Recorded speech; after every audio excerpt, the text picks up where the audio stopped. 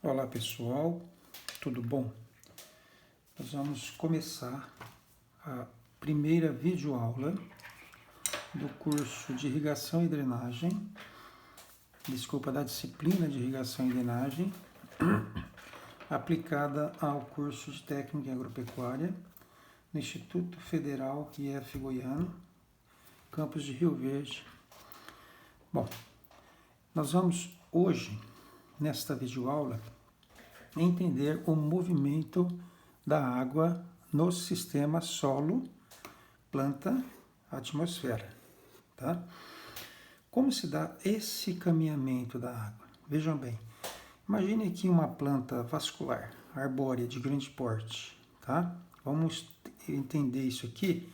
Existe diferença para pequenas plantas de pequeno porte, mas entendendo isso aqui fica fácil entender as demais. Bom, como que a água circula, como que ela é elevada, por exemplo, a uma altura aproximadamente, vamos considerar uma árvore típica da região amazônica, uma castanheira, né? Ela chega a ter aí 70 metros de altura, perdão, tá? Você coloca aqui uns 30 metros de sistema radicular, como é que a água sai daqui? Ela consegue ser elevada a 100 metros de altura, né? É algo fantástico, algo muito interessante e é um mecanismo por excelência da natureza. E um mecanismo físico que não envolve necessidade de uma energia externa, tá? Vamos dizer assim. A única energia que é utilizada, que a gente considera, é a energia química, né? Nós chamamos de potencial químico da água, que vocês vão entender posteriormente.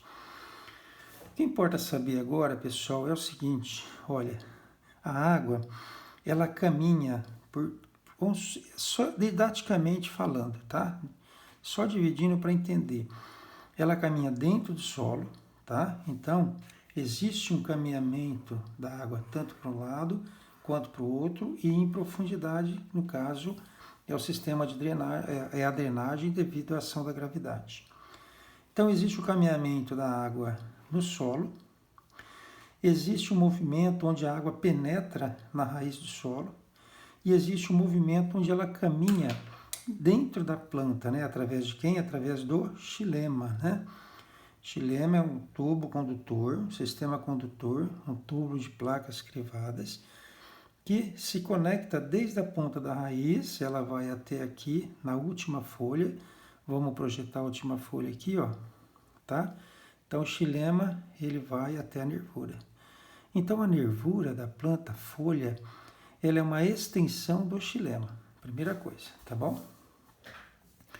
Então, pessoal, isso é fantástico. Então, você tem esse caminhamento no solo, a entrada na raiz, o caminhamento pelo caule, dentro do caule, através do xilema, até chegar na ponta da folha, e, finalmente, o caminhamento dentro da folha, tá bom? Fiz aqui umas ampliaçõezinhas, né? Peguei uma folha e peguei um corte, né? Da lâmina da folha, tá? Então, vamos primeiro de trás para frente, tá? Vejam bem, aqui você tem a estrutura bem simples, né? Lógico que ela é muito mais complexa, mas um esquema simples, né? Da folha, de um corte de uma folha. Aqui nós colocamos a estrutura, um esquema da estrutura do que nós chamamos de estômato. O estômato nada mais é do que o poro da planta, né? Assim como nós temos os nossos poros, onde nós vertemos água na forma de vapor ou até líquida, né? Quando transpiramos, a planta também tem poros e chama-se estômato. Essa região interna aqui nós chamamos de câmara subestomática. Agora, esses mecanismos, pessoal, tá? Vamos elencar aqui. Vamos pegar o primeiro mecanismo no solo, tá? Você tem um caminhamento por diferença de concentração, tá? O segundo mecanismo, entrada, né? Na raiz, diferença de concentração, né? Agora aqui, da solução do solo. Então, tem lugar que o solo está mais concentrado, outro menos. Vocês vão entender no final. Entrada na raiz é a diferença da concentração entre a célula da raiz e a solução do solo. Tá? Pontinho aqui abreviado. Depois o terceiro é a entrada, é o caminhamento, é caminho no xilema. Isso se dá em função de uma diferença de pressão negativa, vocês vão entender, tá? E finalmente a saída da água da folha, né, que se dá devido também à diferença de concentração entre a folha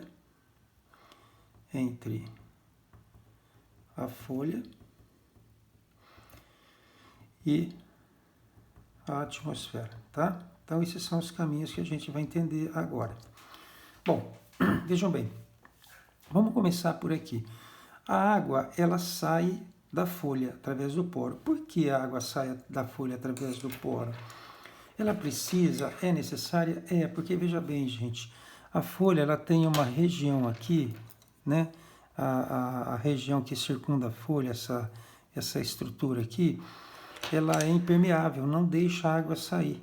E, consequentemente, à medida que você tem o sol incidindo sobre uma folha, você tem um aumento de temperatura, né? Aumento de temperatura. Ora, aumentando a temperatura, o interior da folha começa a ter problemas. Se você superar em 60 graus Celsius, começa a haver uma desnaturação das proteínas, consequentemente morte do tecido. Então isso não pode acontecer. Como consequência, como forma de reduzir esse efeito da temperatura, para arrefecer ou esfriar a folha, existe esse mecanismo que eu vou apresentar, que nós chamamos de, que é aqui da folha, de transpiração. Vocês já ouviram falar, né? Que seria isso aqui, ó, transpiração. Então a transpiração, pessoal, nada mais é do que a saída da água da folha, tá? Então a água, ela entra na câmara subestomática na forma de vapor e sai, né? E sai da folha.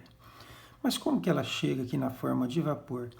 Veja bem, à medida que você aumenta a temperatura no interior da folha, esse calor, a substância que mais absorve esse calor, devido ao seu calor específico maior, vou explicar depois, é a água.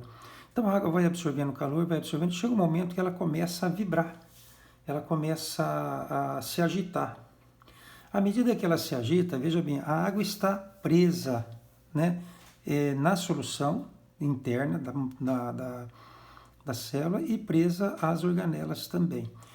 E aqui entre as células você tem os espaços também que tem água. Então o que acontece? A água pode sair através desses espaços aqui, 5%, e de dentro da célula, 95%. Então 95% da água que sai da célula é de dentro dela e 5% fora dela, tá? Então, poderíamos até dizer que esse 5% restante, muito pouco sai pela cutícula, alguma coisa sai por aqui. Enfim, essa água, à medida que ela aumenta seu estado de energia, o estado de agitação, né? O que é o calor?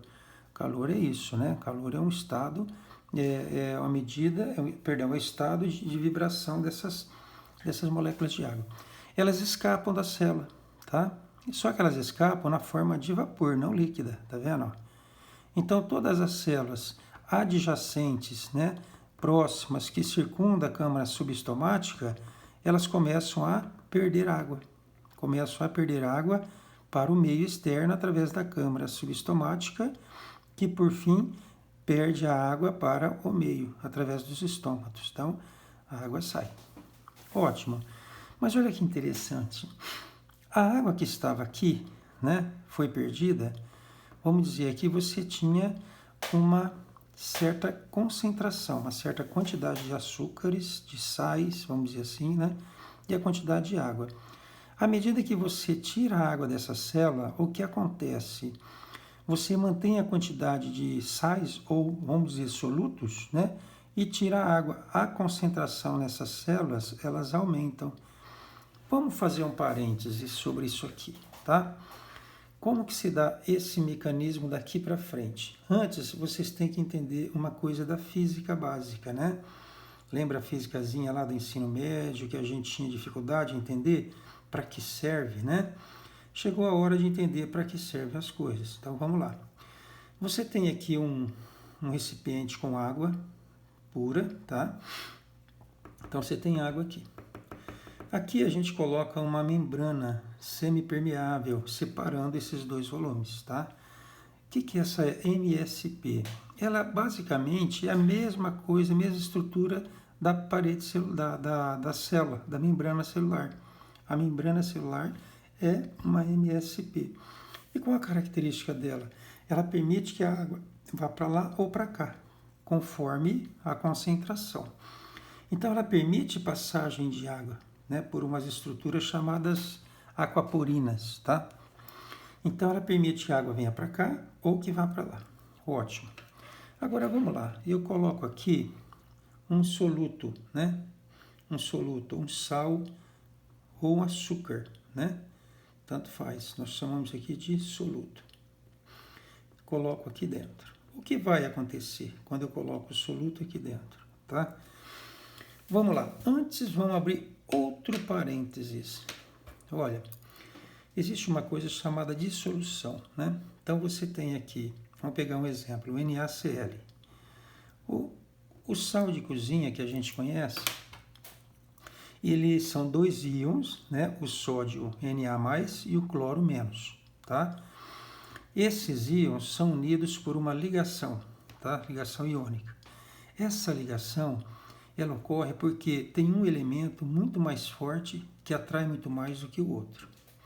Agora, esse sal, quando você coloca em meio aquoso, quando você coloca no meio de água, o que vai acontecer? Vejam bem. Agora, aqui vou fazer um outro parênteses, ó, só parênteses, tá? Primeiro, segundo, terceiro parênteses. O que acontece com a molécula de água? A molécula de água, a estrutura da substância é essa, H2O, tá? Esse ângulo de inserção aqui é em torno de 104 graus, tá? Isso faz com que, né, a água que antes você tinha o H+, que era um ânion, né? E você tinha o O2-, tá? O O2-, que é um cátion. Então, esses dois íons, ao se encontrarem, se juntaram, tá?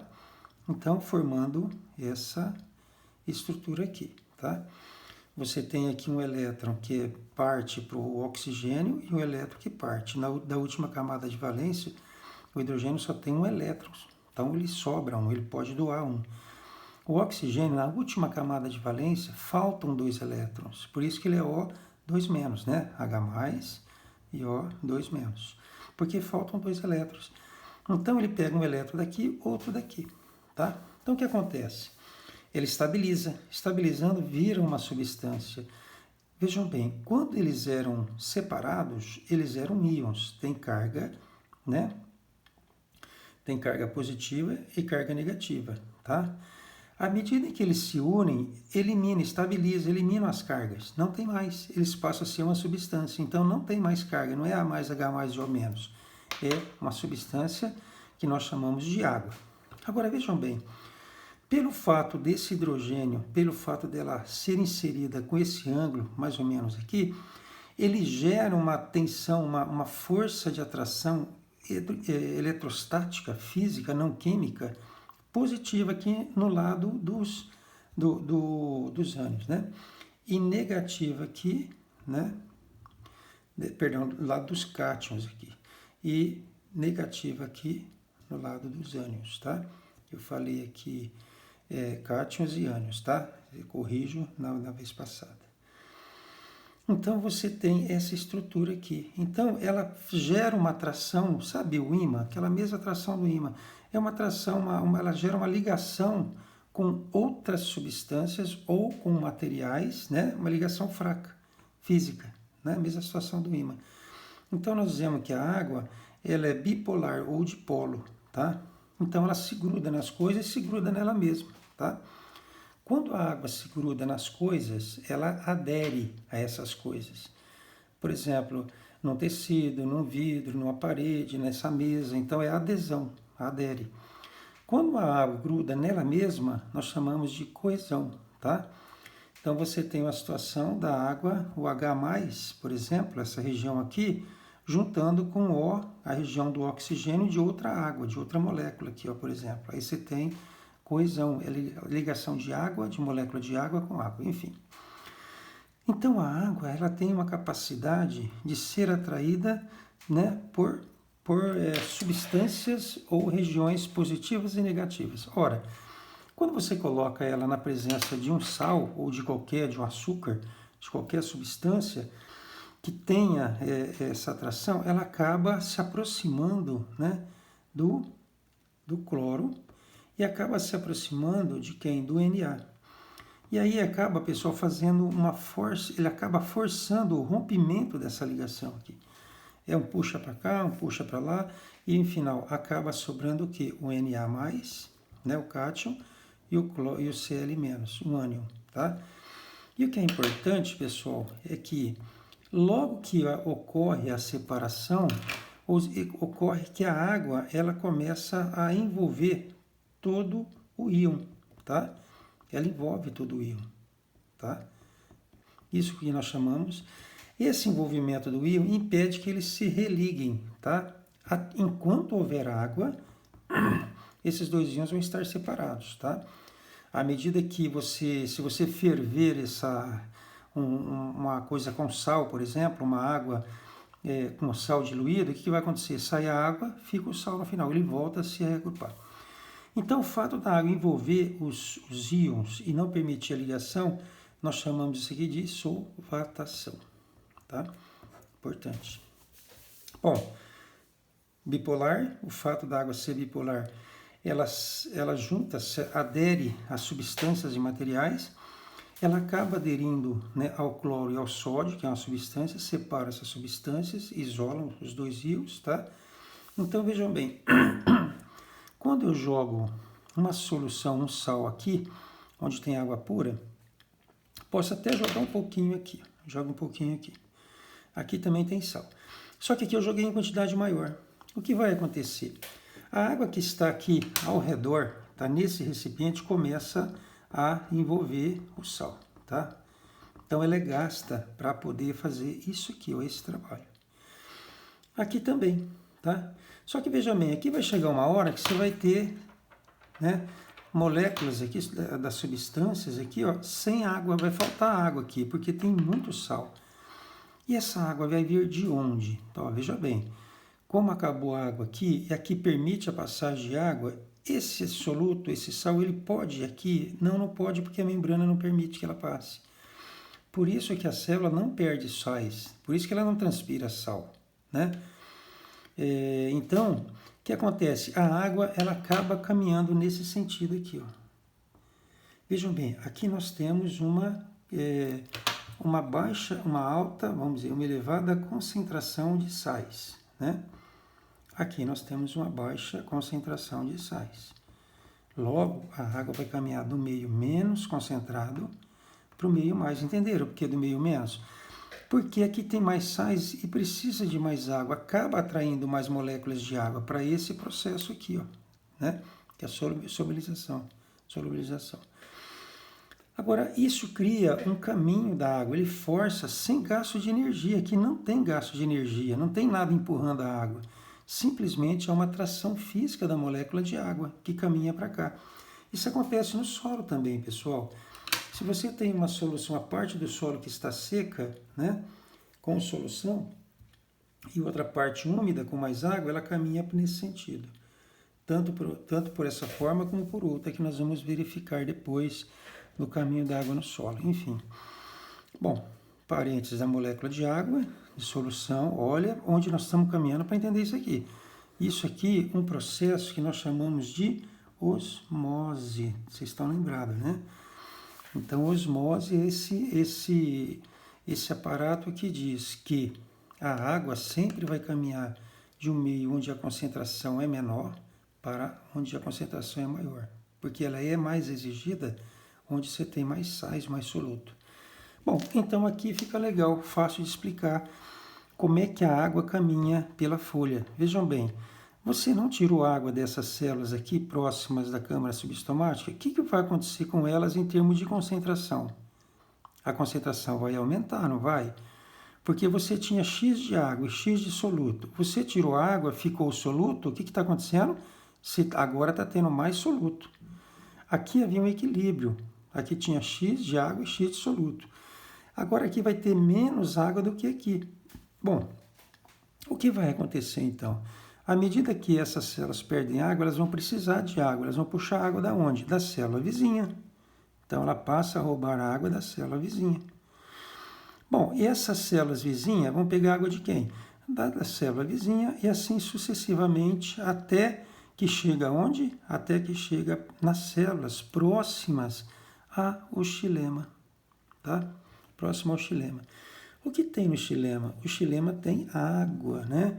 Porque ele é um sistema fechado, uma tubulação fechada, né? Que liga a célula, a folha, tá? Até o solo. Então, imagina, é como se cada célula dessa tivesse um canudinho aqui, ó, dentro do xilema, puxando a água. Puxando, tá sugando a água do xilema, que é a nervura da folha. À medida que ela puxa a água, ela gera uma pressão de sucção, tá? O que é uma pressão de sucção? Ó, é uma pressão negativa, tá? Pressão negativa, tá bom? Então, essa pressão, ela se propaga, né? Desde a ponta aqui, na nervura, no xilema do pecíolo, no xilema dos galhos primários, secundários, terciários, até no tronco, chegando na raiz. Então, esse é a grande sacada. Então, qual é o propulsor ou o motor que eleva a água na planta ou no sistema solo-planta, né? Na verdade, pessoal, em última instância, o motor verdadeiro, tá? É isso aqui, ó. A capacidade da água de fazer com que ela promova isso, faz com que você tenha uma grande... Na verdade, é isso aqui, né? Você tem uma grande necessidade para essa dissolução. E isso, quando você está no meio separado por membranas, onde você tem diferenças de concentração, faz com que haja o caminhamento aqui. Então, este caminhamento aqui, simplesinho, muito pequenininho, microscópico, é o motor, é o que faz subir litros e litros de água a uma altura de 100 metros, tá? Então, é um aparato físico-químico, né, que é o motor que gera esse fluxo de água pela planta, tá bom? Então, pessoal, isso aqui é a coisa mais importante em termos de entendimento de água na planta, tá? Então, você tem água no solo, nós vamos verificar na próxima videoaula como é que a água caminha no solo, tá? Você tem a entrada na raiz, como é que a água entra na raiz? Aqui é interessante, ó. Você não tem aqui uma região concentrada, uma célula, e aqui você não tem água, não tem nada. Então, é sempre assim, há uma perda de água para o meio que não tem nada. Agora, vamos pegar a célula da raiz aqui, ó. Você tem uma célula da raiz que está muito concentrada, porque a planta produz sais de açúcar e injeta nas células. E aqui fora você tem uma solução do solo com menor concentração, menos sais.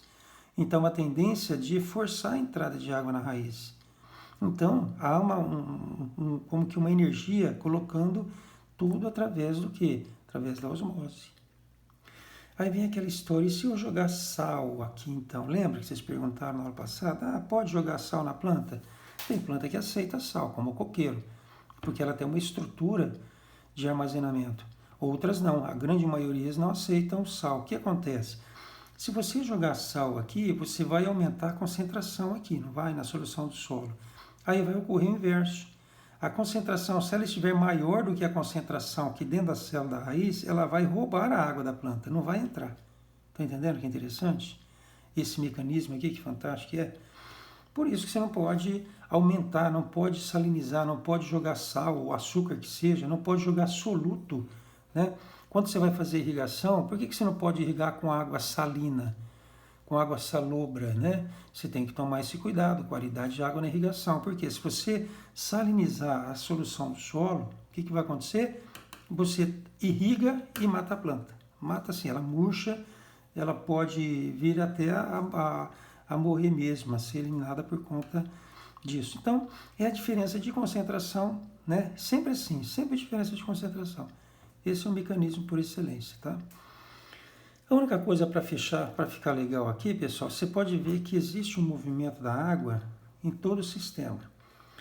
Quando a gente fala que a água está parada, né, ela não tem energia nenhuma. Tudo que está parado não tem energia. Não de forma absoluta, né?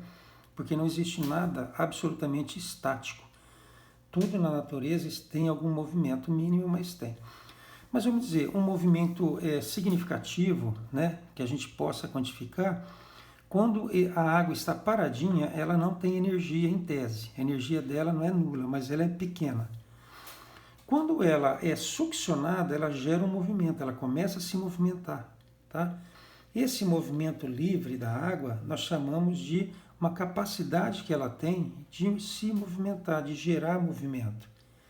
Essa capacidade nós chamamos de potencial, né? Potencial.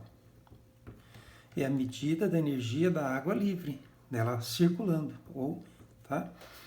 Então, quando eu tenho a água saindo aqui, a água está saindo aqui, ó, daqui do xilema até a região externa, ela caminha por osmose. Então, nós chamamos que ela tem um potencial osmótico, tá? Ou seja, uma energia de caminhamento devido à osmose, tá?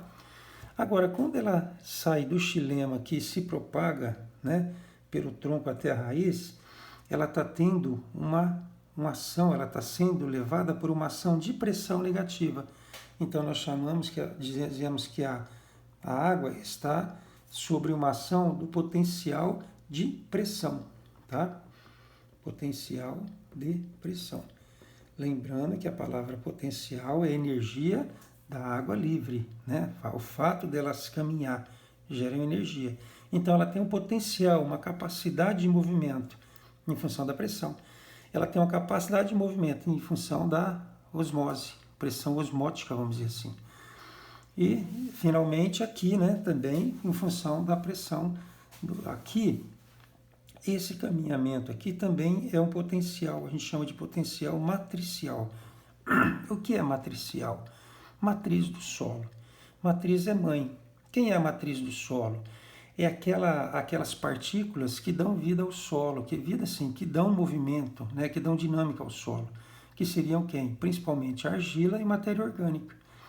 Então, a argila e a matéria orgânica, ela faz com que haja esse movimento da água para lá e para cá. Então, tendo um movimento, tem potencial.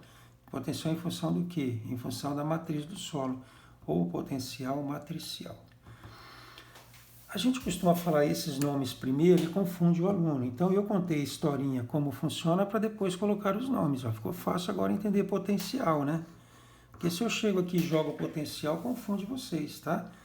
Então, nós temos envolvido aqui o potencial matricial, que eu vou explicar direitinho na próxima videoaula, tá bom? Esquece isso aqui por enquanto. O potencial de pressão, o que é? Pressão negativa, já expliquei, né?